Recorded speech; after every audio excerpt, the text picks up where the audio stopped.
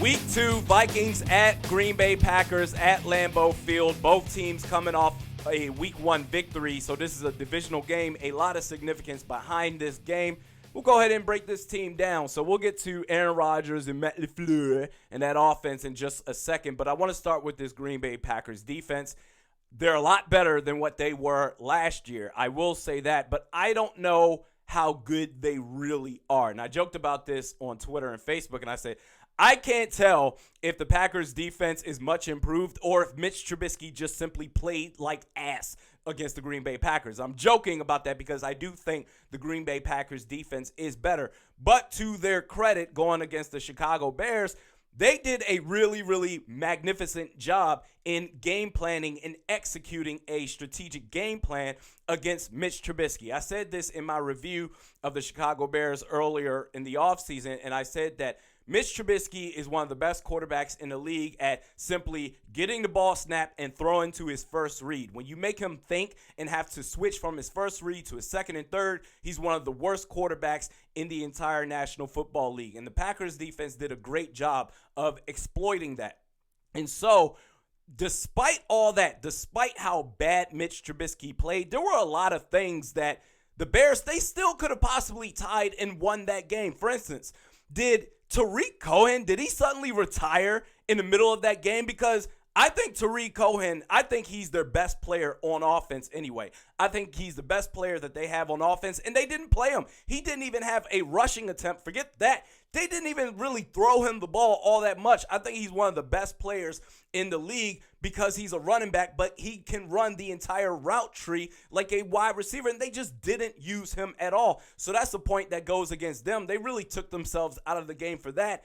And then the wide receivers, yes, Mitch Trubisky, he played bad, but there were a lot of drops, wide open drops that the receivers had. And then going back to Mitch Trubisky, he had a touchdown to Mike Davis. It should have been a touchdown pass to Mike Davis with just over 2 minutes left, which would have tied the game 10-all, and they possibly still could have won that game. So, and there were a lot of receivers that were open against the secondary, against the Green Bay Packers defense. Now, they did really good against the run. They didn't really run all that much, but overall, they held the Chicago Bears offense, their running attack, to just over 3 yards a carry. 3.1 yards per carry the Bears did in their rushing attack, and that's not going to work. That's not going to cut it at all, and you took Tariq Cohen out of the game. But they are a much improved defense.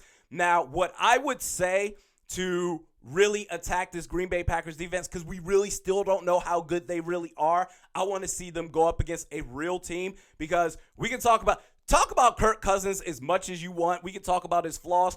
Kirk Cousins is far and away better than Mitch Trubisky. And I said this at the time when the Bears traded up to draft Mitch Trubisky. I made a video and I mocked him and I said, what the hell are you doing? You traded up to not draft Deshaun Watson, to not draft Patrick Mahomes, but to draft Mitch Trubisky? Come on, man. Kirk Cousins is way better than Mitch Trubisky. He will find those open receivers, granted, when he's not in his own head, but he will make the throws that Mitch Trubisky can't. And another way that you can attack them, Dalvin Cook. We're going to talk about Aaron Rodgers in just a second, but Dalvin Cook, I think our offensive line is going to do well against this Green Bay Packers defense. I think losing Mike Daniels is really going to hurt them in the long run. Like I said, Tariq Cohen not rushing the ball.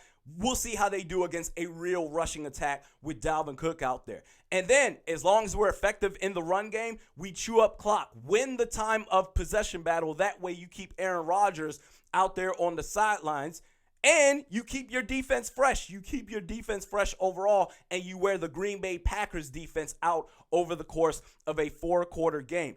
And quite honestly, what is it that we're all hearing about with this Minnesota Vikings offense? All the national media and everything like that.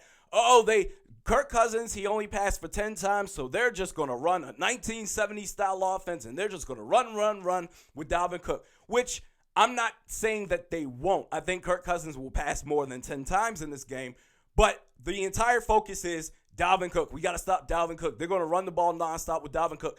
I would use that to the Vikings' advantage. I would use that as an advantage over the Green Bay Packers defense. For instance, the very first possession of the Vikings offense on first down, the very first play of the very first possession, I would really keep the Green Bay Packers defense on their toes by running a play action pass. Do a play action, fake it to Dalvin Cook, and throw a deep pass pattern to either Stephon Diggs or Adam Thielen.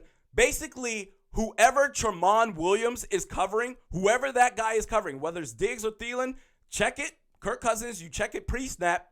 Call the fly route or call the play pattern, whatever it is. I would do a play action deep pass to whoever Tramon Williams is guarding because he really got lit up against Mitch Trubisky in week 1. I would go after him. And then what that does, the defense says, oh, snap. That's right. We're so focused on Dalvin Cook, we have to worry about their receiving weapons as well. So I think this Green Bay Packers defense is good. I think they are good, but we still don't really know how good they can be. I think we're going to find that out in this game in Lambeau Field.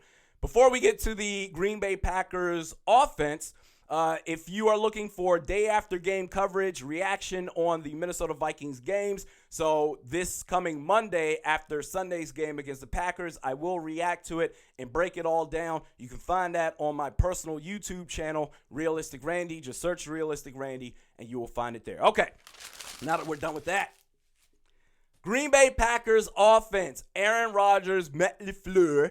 Now, what's really interesting about this, you can look at the Matt LaFleur, Aaron Rodgers pairing in one of two ways. Really, this could go one of two ways.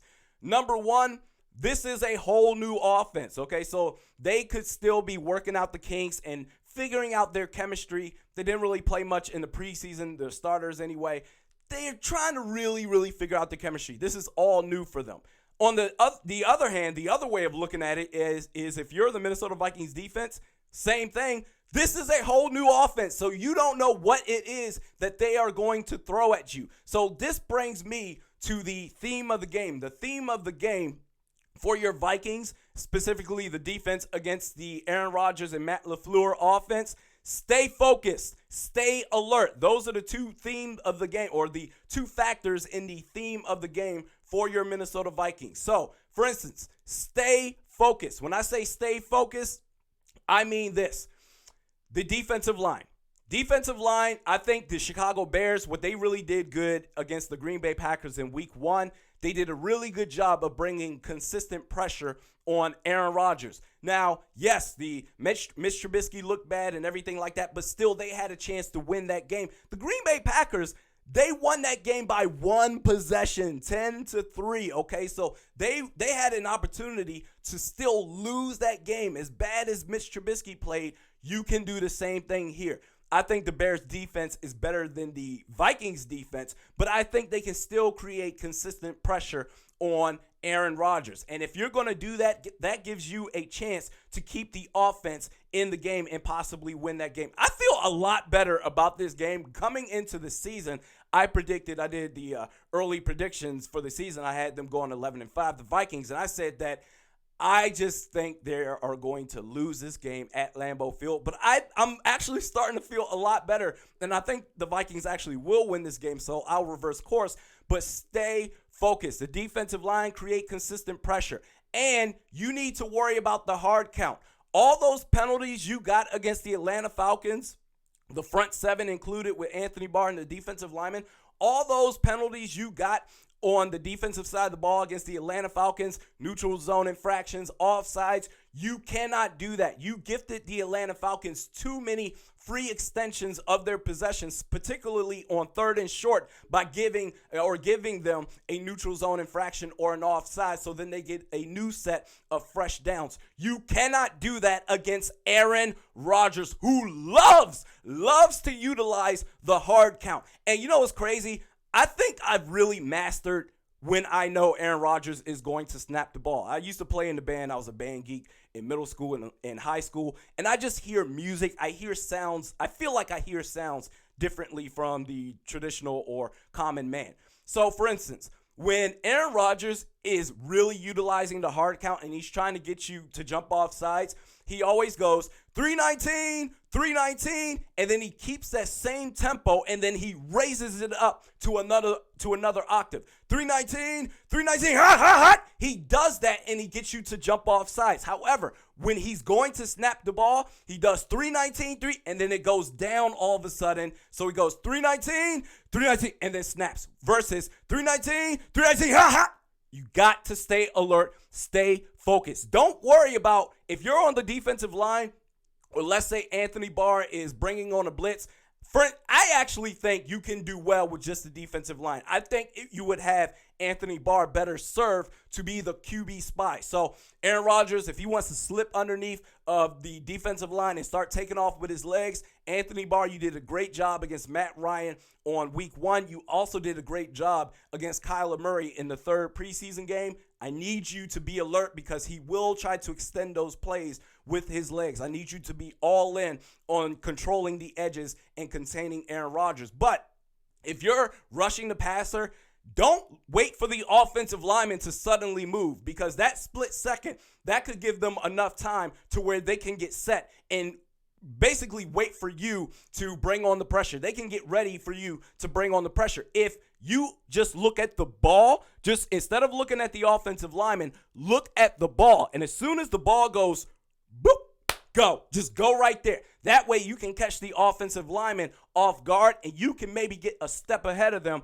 and bring that pressure on Aaron Rodgers. The Packers, they have the best offensive line in the division, but they can be had. They really, really can. And I think we have the personnel to do it. Now, as soon as I see hips, as soon as I see hands on the hips by the defensive lineman, if I'm Mike Zimmer, I'm like, all right, get out of there. Bring on Jalen Holmes. Bring on Odenebo. Bring on Stephen Weatherly. Bring on Hercules Mataafa. You want to have fresh legs on that defensive line at all times. Eric Kendricks, I think he's back, folks. I said in my last podcast on the recapping the Falcons-Vikings win that I said Eric Kendricks, he had a pass breakup on Julio Jones. He actually had 2 pass breakups on Julio Jones. So if you have Anthony Barr patrolling those edges and making sure Aaron Rodgers stays basically from crossing the line of scrimmage, and you have Eric Kendricks basically playing as another member of the secondary, that's some good stuff right there. And then also I would keep Harrison Smith and Anthony Harris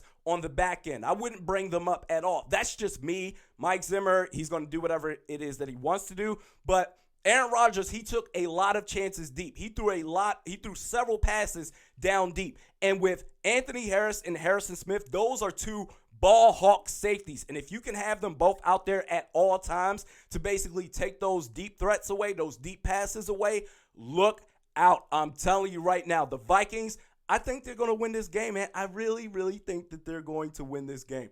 So is that it? Let's see. Stay focused. Stay alert. I said wait for the hard count. Or watch out for the hard count and win the time of possession battle with Dalvin Cook running the ball, but then also timely play action passes. You're not going to be able to get away with just passing the ball 10 times. Keep this defense on their toes, and I think they can win this game. I really, really think they can.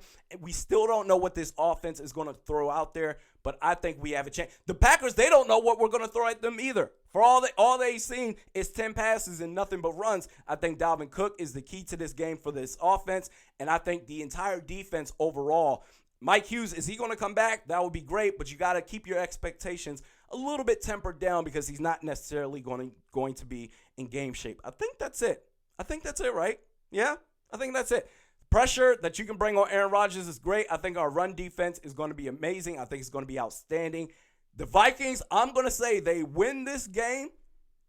It's going to be a sloppy fest. I'll say 14-10, Vikings. Your Minnesota Vikings will start 2-0 after a victory against the Green Bay Packers. Like I said, you can find me on my personal YouTube channel, Realistic Randy. You can search me on Twitter at @realistic_Randy, Facebook at Realistic Randy. We do this 3 times a week, mediocre at best podcast with Realistic Randy. Enjoy the game, folks.